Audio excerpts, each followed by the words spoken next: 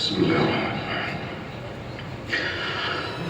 وأيوب إذ نادى ربه أني مسني الضر وأنت أرحم الراحمين فاستجبنا له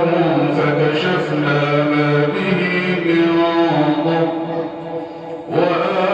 وآتيناه أهله ومثلهم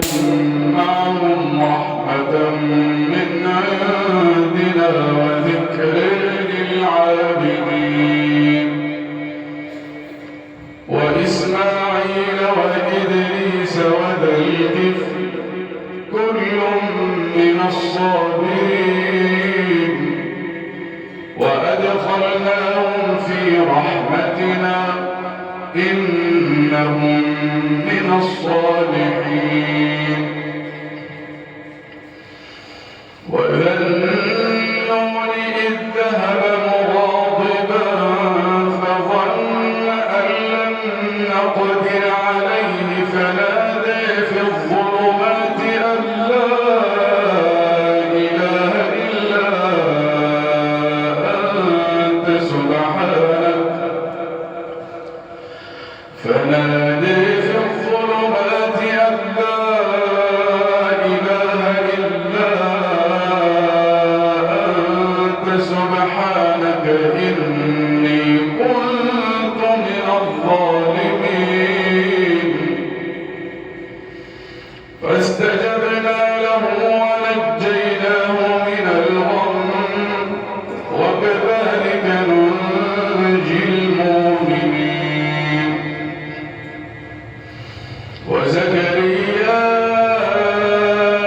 إذ نادى ربه رب لا تذرني فردا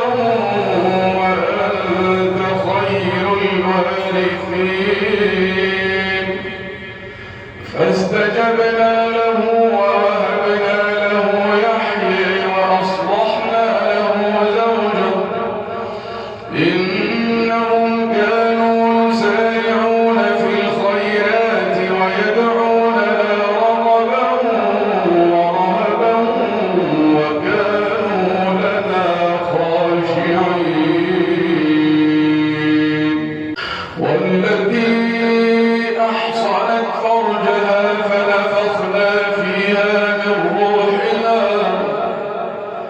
فنفخنا فيها من روحنا وجعلناها وابنها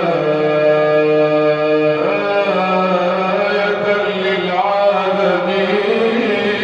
للعالمين إن هذه أمتكم أمة واحدة وأنا ربكم فاعبدون وتقطعوا أمرهم بينهم كل إلينا راجعون فمن يعمل من الصالحات وهو مؤمن فلا كفران لسعيه وإنا له كاتبون وحرام على قرية أهلكناها أنهم لا يرجعون حتى إذا فتحت يأجوج ومأجوج وهم من كل حدب ينسلون